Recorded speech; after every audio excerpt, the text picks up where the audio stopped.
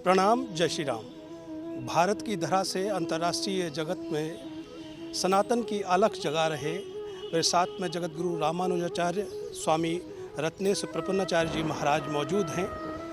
नगला जग्गे फतेहपुर सीकरी आगरा में श्री राम कथा हो रही है और शिव महापुराण होना है।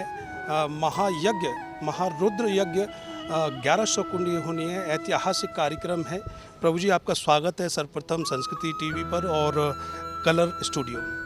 बहुत बहुत धन्यवाद। जय श्रीमन्नारायण। प्रभु जी, मैं सर्वप्रथम यहाँ वाल्मीकि रामायण हो रही है, क्योंकि अभी तक हम रामचरितमानस का श्रवण करते आए हैं। क्या कुछ कहना चाहेंगे वाल्मीकि रामायण और रामचरितमानस में भिन्नता जो है वो? जी, निश्चित रूप से बहुत बहुत धन्यवाद आप लोगों को जो इस नगला यज्ञ का कवरेज देश दुनिया तक पहुंचा रहे हैं। देखिए, मूल रूप से हमारे सनातन धर्म का जो मूल ग्रंथ है वह है वेद। वेद को व्याख्यायित करने के लिए दो प्रकार के ग्रंथों की रचना हुई। एक को इतिहास कहते हैं और दूसरे को पुराण कहते हैं। इतिहास पुराणाभ्याम वेदम समुपबृंहयेत। तो इतिहास हमारे यहाँ दो हैं, रामायण और महाभारत, और पुराण हमारे यहाँ 18 हैं। तो यहाँ पर पुराण की भी कथा होनी है और इतिहास की कथा हो रही है। इतिहास श्रीमद् वाल्मीकि रामायण है। वाल्मीकि रामायण के ही संपूर्ण सिद्धांतों को सरलतम ढंग से समझाने के लिए आगे चल करके गोस्वामी तुलसीदास जी महाराज ने रामचरितमानस की रचना की।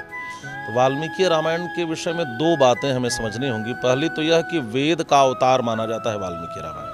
वेद वेद्ये परे पुंषि जाते दशरथात्मजे वेदः प्राचेद सादासित साक्षात रामायणात्मना।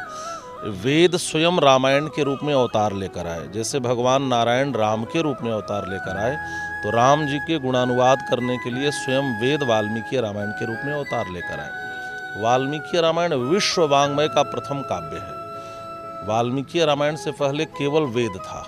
यह दुनिया का प्रथम काव्य है और इसमें महर्षि वाल्मीकि ने संस्कृत में भगवान श्री राम के चरित्र को गाया है। तो पहला अंतर तो यह है कि रामचरितमानस अवधी भाषा में है और श्रीमद् वाल्मीकि रामायण संस्कृत में है। दूसरी बात यह है कि गोस्वामी जी का जो प्रतिपाद्य विषय है वह राम जी को भगवान के रूप में प्रतिपादित करना है। एहिमः आदि मध्य अवसाना प्रभु प्रतिपाद्य राम भगवाना। और महर्षि वाल्मीकि मानवीयता के धरातल पर भगवान श्री राम के चरित्र को रखते हैं। दूसरी बात हम इसे ऐसे कह सकते हैं कि एक वह व्यक्ति हो जो आपका विवाह हो रहा हो, उसमें साथ में शामिल हो, और दूसरा यह हो जो बाद में वीडियो कैसेट देखा हो। तो यथार्थ वर्णन तो वह करता है जो आपके साथ में रहा हो। तो भगवान श्री राम के समकालीन थे महर्षि वाल्मीकि। तो महर्षि वाल्मीकि ने रामचरित्र को यथार्थ रूप में यथावत वर्णित किया है और गोस्वामी श्री तुलसीदास जी ने राम जी के उन पक्षों को विशेष रूप से लिया है जो गोस्वामी जी के काल में या वर्तमान काल में समाज के लिए उपयोगी होता। एक सवाल है, क्योंकि रामचरितमानस कहा जाता है कि मर्यादा सिखाने का कार्य करती है और वाल्मीकि रामायण जो है वो ममत्व सिखाती है। माँ जानकी के ऊपर ज़्यादा उसमें जी बिल्कुल, नहीं बिल्कुल, बहुत अच्छा कहा आपने और यही मूल बात है। श्री रामचरितमानस में रामचरित्र की प्रधानता है और वाल्मीकि रामायण में सीता चरित्र की प्रधानता है। महर्षि वाल्मीकि ने स्वयं लिखा है, काव्यम रामायणम कृष्णम सीतायाश्चरितम महत्। इसमें सीता चरित्र की प्रधानता है। मूल बात यह है कि हम और आप अपने जीवन में वेद को कितना आत्मसात किए हैं यह कोई नहीं समझता, लेकिन वेद हमारे भीतर है यह लोग कैसे समझें का वेद से भी बढ़कर चीज़ हमारे भीतर वेदना का होना। वेद ही वेदना जागृत करते हैं। तो वाल्मीकि रामायण की कथा करुणा, ममता, वेदना को जागृत करती है और जब वेदना हमारे हृदय में आ जाए, हम किसी की पीड़ा को अपनी पीड़ा बना सकें, तो यह ग्रंथ की सबसे बड़ी उपयोगिता है।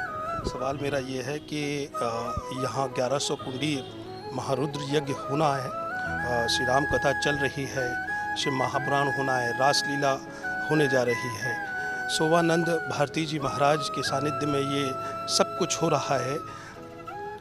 इस कल्पना के लिए, इस दिव्य कल्पना के लिए, क्योंकि कहा जाता है कि मैं इस तरह का 1100 कुंडी ऐतिहासिक यज्ञ हुआ था, तो क्या कुछ?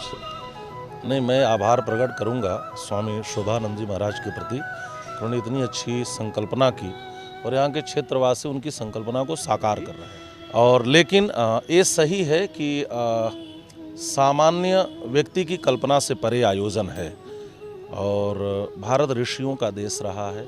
हमारे भारत में ऋषि परंपरा, कृषि परंपरा, ये दो परंपराएं मूल रूप से रही हैं। तो ऋषि परंपराओं के देश में यज्ञ यागादि हमेशा से होता आ रहा है और यज्ञ का देखिए मूल रूप है, हमें समझना होगा यज्ञ क्या है। यज्ञ शब्द के 3 अर्थ होते हैं व्याकरण में, यज देव पूजा संगति करण दानेशु। यज्ञ शब्द के 3 अर्थ होते हैं। देव पूजा, हम देवताओं का पूजन करें, पूजन कृतज्ञता है। सूर्य हमें धूप दे रहे हैं, वायु से हम ऑक्सीजन ले रहे हैं, वरुण देवता हमें जल दे रहे हैं, पानी दे रहे हैं, तो हम भारतवासी कृतज्ञ हैं। सनातन धर्म को एक शब्दों में कहा जाए तो कृतेच प्रति कर्तव्यम एष धर्म सनातन। जिसने मेरे लिए कुछ किया है उसके प्रति कृतज्ञ रहना ही सनातन धर्म है। तो हम भारतवासी जो हैं कृतज्ञ हैं, हम उन देवताओं के प्रति कुछ न कुछ अर्पित करके अपनी श्रद्धा अर्पित करते हैं। तो यह देव पूजा। दूसरा संगतिकरण। आज समाज किस दिशा में भटक रहा है, या सही बात कहा जाए तो विश्व में भारत युवाओं का सबसे बड़ा देश है और हमारे युवा गलत मार्ग में न चले जाएं। कुछ ऐसी घटनाएं, भारत में कोई सुसाइड करता है समस्याओं को लेकर, बहुत ऐसी घटनाएं। मैं तो गया था मुंबई में, तो बॉलीवुड में उस समय घटना घटी थी, किसी ने आत्महत्या की थी। तो मैंने वहाँ कहा था कि आज जब लोगों के जीवन में समस्या आती है, उन समस्याओं से पीड़ित होते हैं तो नशा लेने लगते हैं। मैं कहता हूँ आप नशा मत लीजिए, आप अध्यात्म लीजिए। स्टीव जॉब्स निराशा के क्षणों में था तो भारत आकर के नीम करोली महाराज के चरणों में बैठा और एक पॉजिटिव एनर्जी लेकर गया, सकारात्मक ऊर्जा लेकर गया, एप्पल जैसी कंपनी बनाई। तो हमारे देश में वेद जैसा ग्रंथ है, 18 पुराण हैं, 6 शास्त्र हैं, उपपुराण है, अनेक काव्य हैं, महाकाव्य हैं, इतने ग्रंथ हैं, इतने आदर्श चरित्र हैं श्री राम और श्री कृष्ण का, जिन्होंने विपत्तियों में संघर्ष किया है। तो हमारे युवाओं को इन ग्रंथों को अपनाना चाहिए, अध्यात्म को अपनाना चाहिए और इसमें यज्ञ की बड़ी भूमिका होती है। राष्ट्र की भक्ति सर्वोपरि होनी चाहिए या धर्म की? देखिए, राष्ट्र रहेगा तभी तो हम धर्म करेंगे, राष्ट्र रहेगा तभी तो हम धर्म करेंगे। तो राष्ट्र भक्ति, राम भक्ति, अब इसमें पहले कौन बाद में कौन, यह न सोचकर दोनों भक्ति अनिवार्य है, राष्ट्र भक्ति और राम भक्ति। प्रभु जी, एक सवाल ये भी है कि कहीं ना कहीं जो आज का युवा भटक रहा है, जैसे आपने कहा भी भटक रहा है, इस भटकाव का जो एक तरह से हम निचोड़ निकालें सकारात्मक मार्ग के लिए, तो क्या बन सकता है उसके लिए कम शब्द? जी, मैं यह कहूँगा कि आजकल हर कोई शॉर्टकट में सफल होना चाहता है। शॉर्टकट को अपनाना छोड़ दे और जो सही मार्ग हो उसको चुने। देखिए, आप जब भी सफलता की ओर चलेंगे तो 2 मार्ग मिलेंगे, एक सत्य का मार्ग, एक असत्य का मार्ग। लेकिन झूठ का मार्ग सरल तो लगता है लेकिन उसका कोई परिणाम नहीं निकलता। सत्य का मार्ग थोड़ा कठिन होता है, हम उसको अपनाएं और सफल हो जाएं। प्रभु की प्राप्ति का सरल मार्ग क्या है? निश्चित रूप से भक्ति है। हम भगवान की भक्ति को अपनाएं। भक्ति क्या है? भगवान नाम का संकीर्तन, भगवान नाम का आश्रय। और मैं तो कहता हूँ आप जीवन के हर कार्य को करते हुए भगवान को याद रखें, सबसे बड़ी भक्ति है। प्रभु जी, संस्कृति टीवी के लिए 2 शब्द कहिए और कलर स्टूडियो के लिए। अच्छा, नहीं, दोनों को मेरे प्रति मेरी ओर से, कलर स्टूडियो को भी और संस्कृति टीवी, इन दोनों को बहुत बहुत साधुवाद में देता हूँ। मूल रूप से आज पत्रकारिता जिस दिशा में जा रही है, हम केवल समाज के उन चीज़ों को ही प्रकट न करें जिसको लेकर समाज में कई प्रकार का भ्रम फैले। तो इस संस्कृति टीवी निश्चित रूप से भारतीय संस्कृति के उत्थान में, अभिवर्धन में, भारतीय संस्कृति को अक्षुण्ण रखने में जो कार्य कर रही है, तो मैं हृदय से धन्यवाद देता हूँ। बहुत बहुत धन्यवाद हमसे चर्चा करने। धन्यवाद। तो भगवान श्री राम की ऐतिहासिक कथा कहेंगे, क्योंकि ये ऐतिहासिक इसलिए है कि ये 20 दिन का पूरा अनुष्ठान है और यहाँ रुद्र यज्ञ होना है। 1100 कुंड का ये रुद्र यज्ञ है, शिव महापुराण होना है, रासलीला होनी है। और मेरे साथ में जगत गुरु रामानुजाचार्य स्वामी श्री रत्नेश प्रपन्नाचार्य जी महाराज ने अपने विचार व्यक्त किए और युवाओं को कैसे क्या कुछ सकारात्मक मार्ग चुनना चाहिए आपने क्लियर किया। और भी तमाम सारी चर्चा आपसे हुई। आगे भी नए विचारों के साथ फिर उपस्थित होंगे, तब तक मुझे दीजिए अनुमति। प्रणाम।